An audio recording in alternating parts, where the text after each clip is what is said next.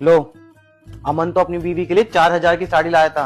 मैं बाबू तुम्हारे लिए 5,000 की साड़ी लाया हूँ। अब क्या हो गया? अब भी चेहरे पे उदासी? बाबू, पड़ोसी ना अपनी बीवी के लिए पूरे 2,000 का पर्स लाया है। अगर आपने लाके नहीं दिया ना, सच में मेरी नाक कट जाएगी। बाबू, तुम्हारी नाक नहीं कटने दूंगा। तुम रुको, मैं अभी लेकर आया। लो बाबू, पड़ोसी तो सिर्फ 2,000 का पर्स लेकर आया था, मैं तुम्हारे लिए ब्रांडेड 5,000 का पर्स लेकर आया हूँ। अब क्या हो गया? अभी भी उदासी? वो पड़ोसी ने ना अपनी बीवी के लिए 5 तोले का हार बनवाया है। अगर आपने नहीं बनवाया ना, मेरी नाक कट जाएगी। अच्छा, ये बात है। तुम रुको, मैं अभी आया। लो बाबू, 5 तोले का हार। और मैं अब चलता हूँ, ठीक है? आप कहाँ जा रहे हो?